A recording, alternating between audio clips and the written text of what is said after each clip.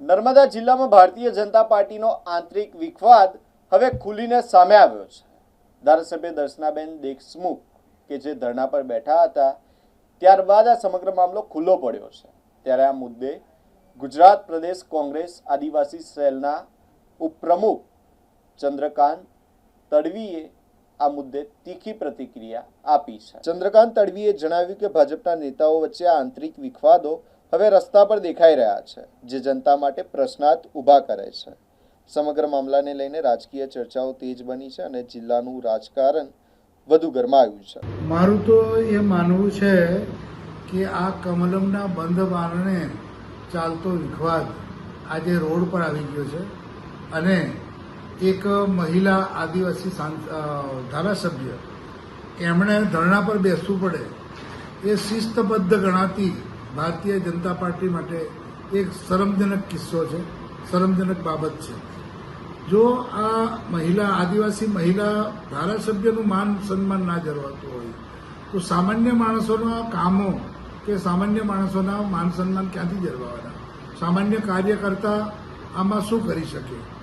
આજે કાલની કમલમમાં એ યોજાયેલી જે મિટિંગ હતી એ મિટિંગમાં 6 ટર્મથી ચૂંટાયેલા સાંસદ સભ્ય શ્રી મનસુખભાઈ વસાવાએ જાહેરમાં કહ્યું કે દારૂ જુગારના અડ્ડાઓ હજુ આજે પણ ધમધમી રહ્યા છે।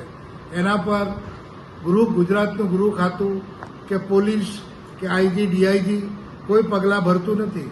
એટલે ખરેખર આ લોકોના તાર આમની જોડે જોડાયેલા હોય એવું લાગે છે અને જે આ ભારતીય જનતા પાર્ટીના કાર્યકર્તાઓ છે એ પણ એમાં સામેલ હોય એવું લાગે છે।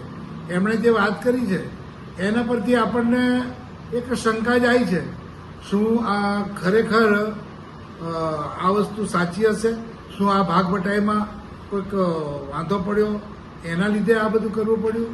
અને જો મહિલા ધારાસભ્યને આટલા વર્ષોથી ખરેખર અપમાનિત કરવામાં આવતા હતા તો ગઈકાલે 15 તારીખના રોજ જ કેમ એમને ધરણા પર બેસવું પડ્યું?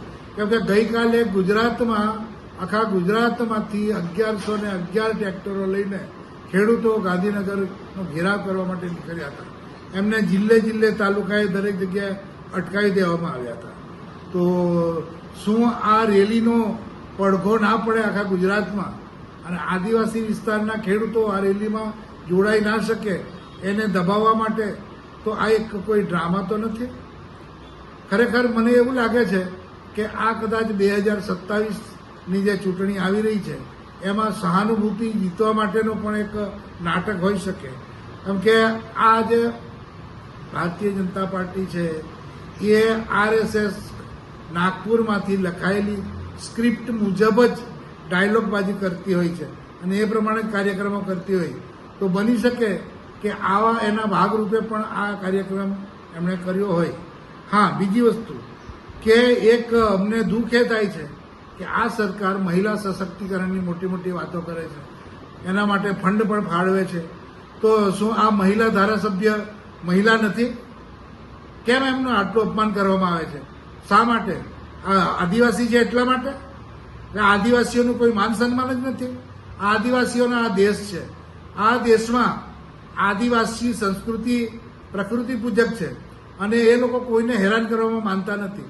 તો શા માટે આદિવાસીઓને હેરાન કરવામાં આવે છે? આ જો આ રીતનું થતું રહેશે તો આદિવાસીઓના પડખે ઉભા રહી ચૈતરભાઈ વસાવા જે માગણી કરી રહ્યા છે એ યોગ્ય લાગે છે।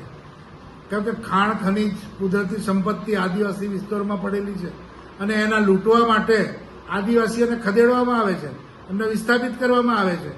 તો આ ખરેખર આદિવાસી વિરોધી પ્રવૃત્તિ આ સરકારે બંધ કરવી જોઈએ અને ખેડૂતોને આદિવાસીઓને જે અન્યાય થઈ રહ્યો છે એ અન્યાય દૂર કરી બંધારણે બક્ષેલા હક્કો એમને આપવા જોઈએ।